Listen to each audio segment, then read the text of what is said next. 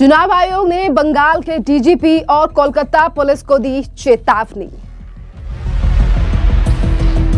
Election commission का आदेश, BLO को धमकाया नहीं जाना चाहिए। बीजेपी ने भी ममता बनर्जी की पार्टी के नेताओं के ऊपर साधा निशाना। शुभेंदु अधिकारी बोले, एसआईआर को रुकवाने के लिए 2 घंटे तक ज्ञानेश कुमार के पैर पकड़े रहे टीएमसी के लोग। 2 घंटा तक ज्ञानेश कुमार जी का पाँव पकड़ के रखा।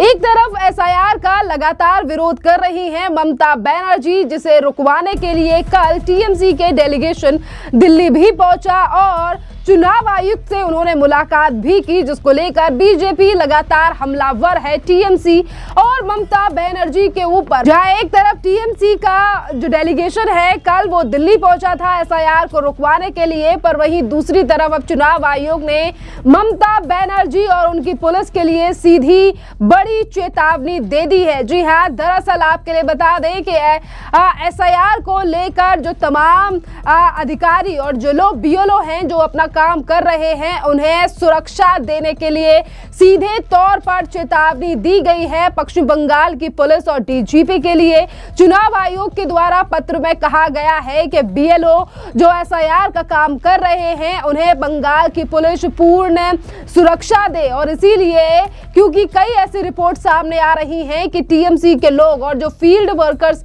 जो तमाम लोग हैं वो एसआईआर को लेकर बीएलओ को धमका रहे हैं और पिछले दिनों बीएलओ की मौत की खबरें भी पश्चिम बंगाल से सामने आई हैं और इसीलिए अब सीधे तौर पर कलकत्ता पुलिस और पश्चिम बंगाल के डीजीपी को सीधे तौर पर चेतावनी दी गई है। और वहीं दूसरी तरफ आपके लिए बता दें कि चुनाव आयोग ने टीएमसी से भी कहा है कि मरे हुए बदले हुए यानी कि बदले हुए जो कार्ड हैं और डुप्लीकेट वोटर मामले में बीएलओ को बिल्कुल भी आप लोग प्रभावित ना करें। सिर्फ भारतीय वोटर ही वोट दे सकता है, विदेशी को कोई अधिकार नहीं है कि वो पश्चिम बंगाल में वोट दे।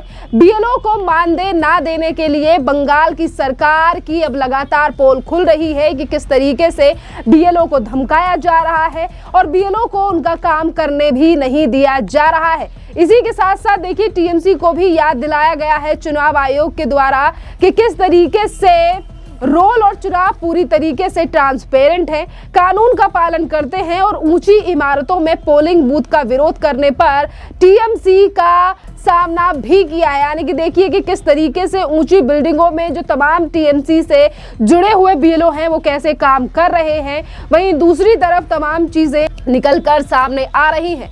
एक तरफ तो चुनाव आयोग ने ये बड़ा झटका दे दिया है ममता बनर्जी के लिए कि वो उनका जो डेलीगेशन है वो एसआईआर को रुकवाने के लिए पहुंचता है और ये कहता है कि हम विरोध में नहीं है एसआईआर के, बल्कि एसआईआर के लिए ज्यादा समय देना चाहिए। वहीं दूसरी तरफ आपके लिए बता दें कि टीएमसी के जो कल 10 एमपी दिल्ली आए थे, जो डेलीगेशन दिल्ली आया था और चुनाव आयोग के आयुक्त से भी वो मिले थे, जिस पर अब विधानसभा में भारतीय जनता पार्टी की तरफ से एलओपी शुभेंदु अधिकारी ने ममता बनर्जी पर बड़ा हमला बोलते हुए कहा है कि यहाँ बंगाल में बड़े बड़े लेक्चर देते हैं और ज्ञानेश कुमार को धमकाते हैं और जब वो दिल्ली गए हैं तो उन लोगों ने 2 घंटे तक ज्ञानेश कुमार के पैर पकड़े हैं। यहाँ बंगाल में बड़ा बड़ा लेक्चर देती है और ज्ञानेश कुमार जी को थ्रेट करती है, सीए को थ्रेट करती है, सीईसी के पूरा बॉडी को थ्रेट करती है, सीओ के खिलाफ गाली देता है, सीए को ऑफिस में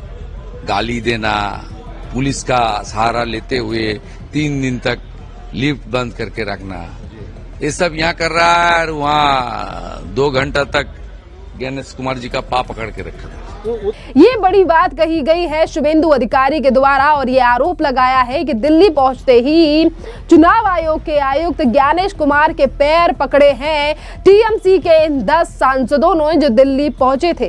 इसी के साथ साथ आपके लिए बता दें कि सुप्रीम कोर्ट में भी कई याचिकाएं एसआईआर को रुकवाने के लिए और इसके विरोध में लगी हुई हैं, जिस पर अभी तक पूर्ण फैसला सुप्रीम कोर्ट की तरफ से नहीं आया है। अगली सुनवाई आने वाले दिसंबर में होने वाली है। वहीं दूसरी तरफ आपके लिए बता दें कि अब एसआईआर के मामले को लेकर और ममता बनर्जी पर दिलीप घोष ने भी बड़ा हमला बोला है। सुनिए क्या कुछ कह रहे हैं दिलीप घोष। जो लोगों को मालूम है कि वो यहाँ का डॉक्यूमेंट नहीं, यहाँ का नागरिक नहीं है, फॉर्म मिलने के बाद भी वो जमा नहीं किए। लेकिन ऐसे भी बहुत लोग हैं जिनके पास डॉक्यूमेंट नहीं है, जो 2002 के बाद यहाँ आए हैं, तो वो लोग भी फॉर्म जमा किए हैं। ये सब छट जाएगी। इसी को ध्यान से देखना चाहिए चुनाव कमीशन को, कोई जो अयोग्य है वो वोटर ना बन पाए।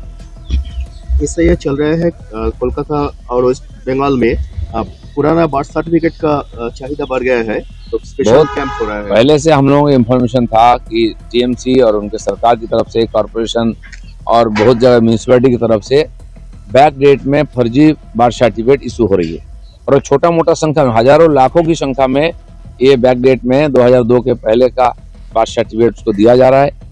केवल बर्थ सर्टिफिकेट पहले होने से उसको नहीं मानना चाहिए वोटर, उनका परिवार का कोई है कि नहीं उसका भी यहाँ डॉक्यूमेंट होना चाहिए, नहीं तो लाखों की संख्या में बर्थ सर्टिफिकेट दिखा करके बैक डेट का और यहाँ वोटर बन जाएंगे।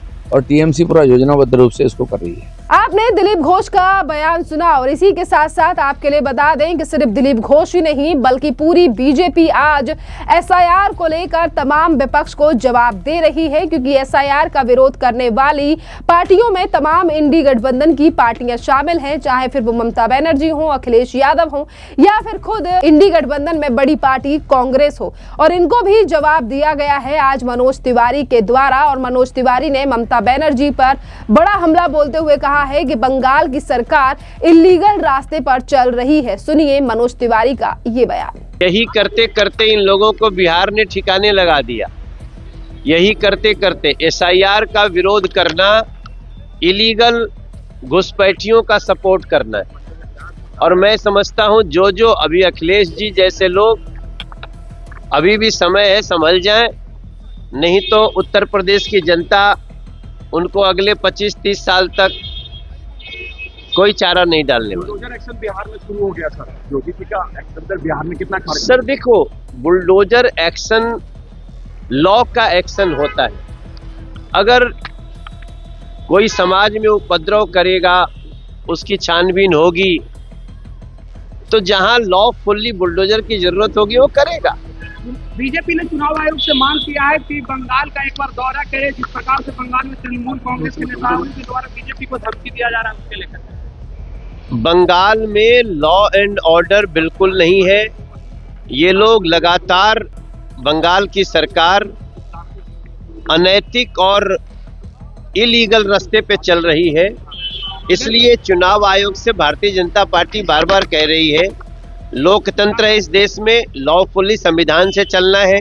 उसका अगर विरोध करती है पश्चिम बंगाल सरकार, तो निश्चित रूप से चुनाव आयोग को संज्ञान लेना चाहिए। देखिए, मनोज तिवारी ने सीधे तौर पर ममता बनर्जी और इसी के साथ समक्ष विपक्ष के ऊपर बड़ा हमला बोला है। वहीं दूसरी तरफ आपके लिए बता दें कि अब एसआईआर को लेकर लगातार बीजेपी और टीएमसी आमने सामने हैं, जहां एक तरफ एसआईआर का लगातार विरोध कर रही है टीएमसी और वो ऐतराज जता रहे हैं, वहीं दूसरी तरफ पश्चिम बंगाल से ऐसे कई मामले निकलकर सामने आ रहे हैं जिसमें जो ये अवैध घुसपैठिए बांग्लादेशी है, ये खुद बॉर्डर्स पर पहुंच रहे हैं और बॉर्डर्स पर पहुंचकर खुद ही बीएसएफ या मीडिया के सामने ये बड़ा खुलासा कर रहे हैं कि उनके पास कोई भी पश्चिम बंगाल का प्रूफ नहीं है, भारत के नागरिक होने का कोई प्रूफ नहीं है, पर वो गैर कानूनी तरीके से यहाँ पर रह रहे थे। पर अब एसआईआर की प्रक्रिया शुरू हो चुकी है और इसीलिए अब वो अपने देश वापस जाना चाहते हैं। इसी के साथ साथ आपके लिए बता दें कि एक तरफ पश्चिम बंगाल की सरकार पर लगातार ये सवाल उठ रहे हैं कि जब विदेशी यानी कि ये जो घुसपैठिए हैं खुद ही सामने एसआईआर की वजह से आ रहे हैं, तो फिर ममता बनर्जी को एसआईआर का विरोध क्यों करना है। वहीं दूसरी तरफ मिली जानकारी के अनुसार ये खबरें भी सामने आ रही हैं कि अब पश्चिम बंगाल में एसआईआर के जो एसआईआर हो रहा है इसके थ्रू 28 लाख से ज्यादा फर्जी वोटर्स के नाम कटने वाले हैं। यानी कि देखिए, फर्जी वोटर्स की बात करें तो देखिए यहाँ पर काफी ऐसे वोटर हैं जो इस दुनिया में नहीं है, उनका भी नाम वोटर लिस्ट में था और काफी ऐसे लोग हैं जो पश्चिम बंगाल को छोड़कर अब अन्य राज्यों में अपने वोटर आईडी बनवा चुके हैं, तो ऐसे लोगों के भी नाम कट रहे हैं और इन तमाम नामों को मिलाकर ये 28 लाख तक वोटर हैं जिनके नाम काटने की बात की जा रही है। और इसी के साथ साथ ये अनुमान भी लगाया जा रहा है कि ये 28 लाख का आंकड़ा 1 करोड़ तक भी बढ़ सकता है। खैर, इस पूरे मामले पर अब आपकी भी जो राय हो आप भी हमें कमेंट कर जरूर बताइए। धन्यवाद।